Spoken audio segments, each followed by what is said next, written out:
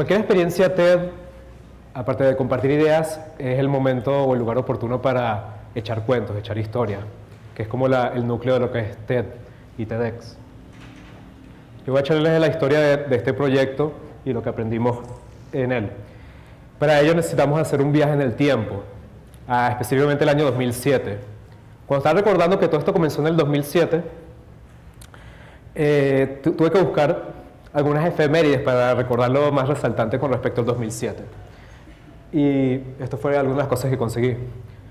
En el 2007 todavía estaba la guerra en Irak, ocupando muchos los titulares internacionales. No sé si se acuerdan que hubo una campaña de las nuevas 7 maravillas modernas del mundo. Lo más seguro, algunos de nosotros estaban ocupando para que el Salto Ángel quedara entre esas nuevas 7 maravillas del mundo, no sé si recuerdan. Algo que sí me afectó personalmente fue que salió la gira Me Verás Volver de Soda Stereo, porque ya hace 10 años anterior había ido al último concierto y pensé que ese era el último concierto. Primero que hablaron con Ilan Chester y copiaron este concepto, ¿no? Sale al mercado PS3, eso lo puse ahí para quedar bien con los milenarios, porque no sé lo que era PS3, yo pensaba que era una competencia de motos, pero era el PlayStation 3, ¿no? Y dos cosas que son relevantes con este proyecto es que sale el primer iPhone en el 2007 al mercado de forma masiva y YouTube apenas tenía 2 años de existencia. Y vamos a ver qué tiene relevancia eso con la historia. Este es el cuento. Yo venía toda la vida trabajando en marketing y quizás para limpiar mis pecados morales de haber trabajado tanto tiempo en publicidad y mercadeo, empecé a meterme en el área de responsabilidad social. Y empecé a hacer algunos proyectos y me gustó bastante. Hubo un proyecto en particular que tenía que ver con el área de discapacidad y para lo cual yo necesitaba la asesoría de un experto, porque no tenía ninguna idea de cómo abordarlo. Sé que lo que hace uno en estas situaciones es llamar a un pana, Eli Aquino, y él me ayudó a conseguir la persona adecuada. Me dice, mira Daniel, yo tengo la persona que te puede asesorar. Es una persona, un venezolano que ha hablado frente a las Naciones Unidas representando a Venezuela, el tema de discapacidad, un tipo que ha viajado por todo el mundo, que ha sido promotor de la ley de personas con discapacidad en el país. Y le dije, bueno, perfecto, Eli, pásame sus coordenadas y yo lo llamo. Trancamos, Eli me envió un mensaje de texto. Me dice, mira, este es el número de Víctor y envío un mensaje de texto y cuadra con él. Y cuando veo eso digo, bueno, yo no le voy a enviar un mensaje de texto a una persona que voy a pedir ayuda que no conozco, déjame llamarlo, ¿no? Como el protocolo. Esto es antes de WhatsApp, esto es el 2007. Entonces cuando lo empiezo a llamar, no me atiende, pasó como una semana y yo ya tenía la fecha límite con el proyecto, hasta que, bueno, déjame enviar un mensaje de texto. Cuando envío el mensaje de texto, al momento me llama. Me replica el mensaje de texto. Y me dice, con gusto, Daniel, cualquier amigo de él es amigo mío, vamos a reunirnos mañana, nos tomamos un café y hablamos del tema. Yo llamo a Eli para agradecerle, mira Eli, ya cuadré con Víctor, muchas gracias. Al final no lo llamé, sino que le envié un mensaje de texto y me respondió. Y él me dice, claro, ¿cómo te va a llamar si él es sordo? Tenías que haber comunicado con mensaje de texto. Entonces cuando me dice él es sordo, yo me quedo sintiendo un poco de cosas, porque yo tenía que reunirme mañana con esta persona y no estaba preparado, no me sentía preparado para hablar con una persona sorda. No conocía nada de lengua de señas, no conocía cómo comunicarme y yo creo que en el fondo lo que sentía era un miedo que se mezclaba con vergüenza. Y aquí es donde el tema central de todo esto que les voy a echar el cuento, es qué hacer con eso, ¿no? Cuando sentimos ese miedo, esa vergüenza. Yo lo que hice fue inmediatamente irme a internet a buscar algo de lengua de señas. Además me encanta cómo la diseñadora disimuló mi calvicie con el muñequito abriendo. YouTube tenía 2 años apenas de salido y nadie tenía una cuenta en YouTube, la gente no tenía teléfonos móviles inteligentes así tanto como el día de hoy. Y en YouTube ni siquiera conseguí nada de lengua de señas. A las primeras, seguí buscando hasta que por fin conseguí un video muy casero de unos chicos haciendo una lengua de señas, unos carteloncitos que decía la seña, pero conseguí lo suficiente para aprender buenos días, hola, ¿cómo estás?, mi nombre, deletrear, y ya me sentía que estaba preparado para esta reunión con Víctor. Cuando llegó la reunión, empiezo a hacer lo más parecido como un karateca con exceso de cafeína, haciendo un poco movimientos que yo pensaba que tenía dominado, y Víctor, muy protocolar, se me queda viendo así. El término sordomudo es un término totalmente caduco y además equivocado, porque Víctor es una persona sorda que puede hablar muy bien, oraliza, aprendió a oralizar los movimientos de su garganta y leer los labios, y él sí podía escucharme a mí. Yo era el que tenía que aprender cómo escucharlo a él. Sin embargo, él agradeció el gesto y no entendía qué era lo que estaba haciendo, no porque la lengua de señas estaba mal hecha, sino porque la lengua de señas era mexicana. Y la lengua de señas mexicana es diferente. La lengua de señas mexicana es diferente a la venezolana, es diferente a la argentina, es diferente, y eso es algo nuevo que aprendí. Sin embargo, de nuevo el tema de la vergüenza, ¿no? Pero por lo menos hice el intento y Víctor lo agradeció. Me terminó ayudando con el proyecto y siendo un muy buen amigo. En el 2007 no había este material en video, como ya vieron. Lo que había básicamente estas fotocopias, no sé si lo han visto en el aeropuerto, en la gasolinería, algunos sordos pidiendo algún tipo de limosna para difundir la lengua de señas y ayudarlos. Pero la lengua de señas es un lenguaje totalmente cinético, de movimiento, como están viendo a la amiga Daniela interpretar. Es un lenguaje que no solamente es las manos, sino es toda la parte gestual, la cara, dice mucho, habla los tonos. Por eso yo le recomiendo a nadie que juegue una partida de póker con una persona sorda. Trata de leer inmediatamente cuando estás tratando de blufear.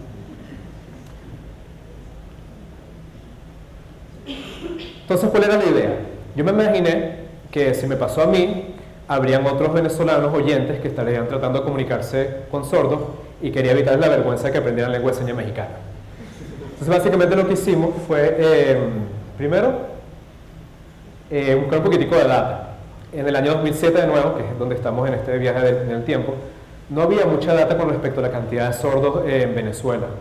Hicimos algunas inferencias con el método del Wet Finger Methodology, que sacarse y hacer inferencias al ojo por ciento. La Organización Mundial de la Salud hablaba de un 10% de personas con discapacidad en el mundo, algún tipo de discapacidad. Y más o menos un 2% correspondía a discapacidad auditiva. Entonces, no con la metodología que ya les había hablado, dijimos, bueno, debe haber más o menos un promedio de 2 millones de personas con algún nivel de discapacidad auditiva, desde leve hasta sordos totales, sordos combinados, sordos ciegos. Un par de años más adelante salió el censo del Instituto Nacional de Estadística y ellos habían determinado que habían solamente 11.000 personas sordas en Venezuela. O sea, había un margen bien amplio. Sin embargo, ese no era el tema numérico tanto, sino el tema, yo creo que más cualitativo. Porque suponte que fueran 11.000 o fueran 2 millones. Esas 11.000 personas solas tienen que comunicarse con su papá, con su jefe, con el panadero, con el taxista para que no se le vaya el taxi. Pero sobre todo, y bueno, ahí podías multiplicar, ¿no? 11.000 por X. Pero sobre todo el tema que me interesaba, o que me llamaba la atención, era el tema y los oyentes que tienen que comunicarse con los sordos, más allá de una transacción, más allá de simplemente vender una canilla, ¿no? Es decir, el tema humano nosotros, de los oyentes, incluirnos en el mundo de estos venezolanos, estos sordos. Entonces así fue que comenzamos este proyecto que se llamaba Videodiccionario de Lengua de Señas al Castellano. El nombre del proyecto más incómodo y más largo que decir, pero que describía básicamente lo que era. Y con este video vamos a ver un poquitico de qué consistió esto. Básicamente lo que hicimos fue diferentes categorías. La categoría de danza, por ejemplo, hicimos hasta 32 categorías en estos 8 años, que cubría todo el espectro de palabras para esa categoría. El restaurante, el caso de danza. Tuvimos a gente como Carlos Coste, que hizo el mundo acuático, el récord Guinness, campeón mundial de apnea un chorrotón de veces. Entonces tú podías, por ejemplo, si vas al restaurante, la idea es que pudieras ver todas las señas relacionadas al restaurante, comida, la cuenta. Teníamos módulos como tecnología, en el cual tuvimos a Tomás Santana de Villaimute, ustedes lo conocen, el primer DJ sordo de Venezuela. Uno que seguramente le va a gustar a Sumito y a Carlos César Ávila, que es el tema de alimentos venezolanos. Y teníamos muchas categorías, hicimos 30 categorías, más de 1.000 palabras hasta el día de hoy. Y en ese momento, en el 2007, lo que hicimos fue copiarlas en CD y distribuirlas, porque la gente, aunque los colocamos en YouTube más adelante, la gente no había esa costumbre de acceder a esas redes sociales de forma comercial y natural. Uno de los módulos que más ha gustado es el que llamamos eufemísticamente colonial, pero en realidad es el módulo malandro. Siempre han estado participando sordos y oyentes, y lo que todos tuvimos que hacer para venir a TEDx hoy.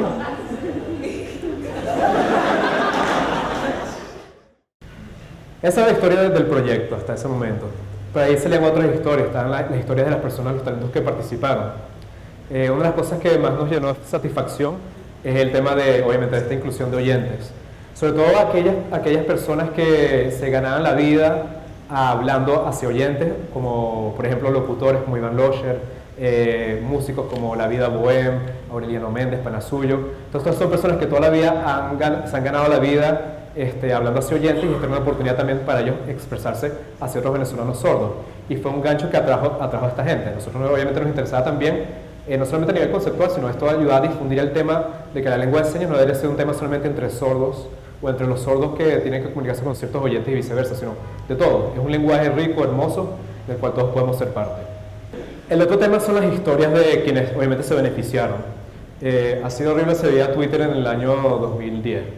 Pero ahí tenemos la historia, por ejemplo, como muchas que nos llegaban por correo electrónico, de familias mixtas.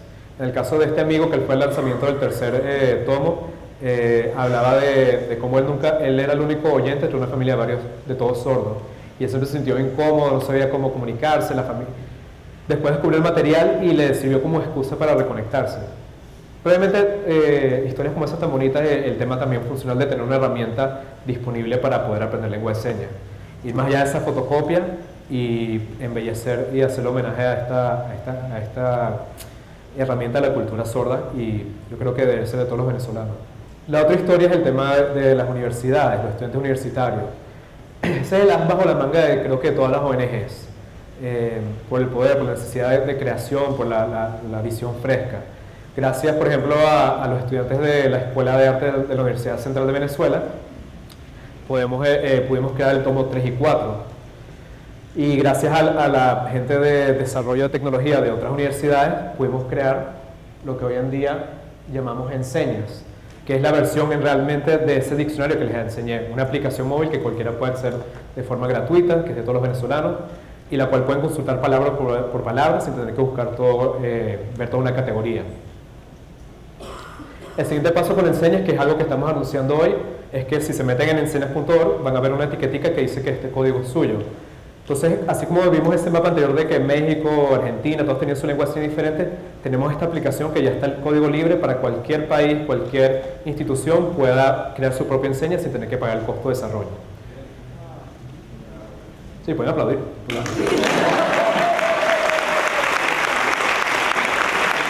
Entonces, ya que me quedan como 3 minutos, voy a tratar de acelerar la reflexión.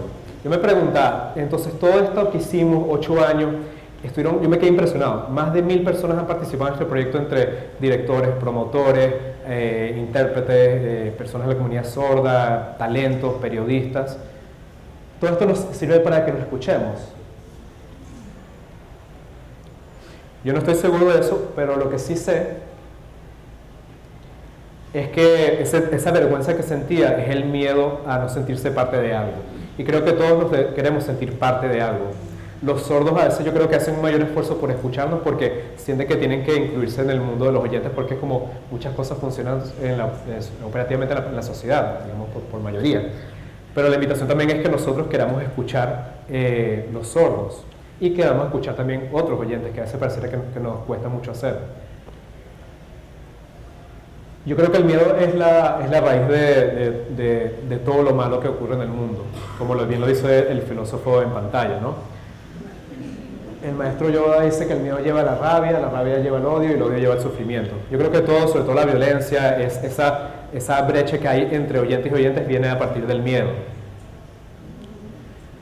Siempre es muy fácil hablar con quien piensa como uno, sea porque somos del mismo equipo, de la misma tendencia política, del mismo país, del mismo grupo entre oyentes o sordos. Pero no solamente es que uno aprende mucho hablando con quien es diferente y venciendo ese miedo, esa pena, o como quieras llamarlo, sino que empiezas a pertenecer a algo que de repente no sabes que ibas a pertenecer. Bien sea un proyecto como este que nos llevó 8 años llevar al punto de liberar la aplicación, como a tomarse un buen café.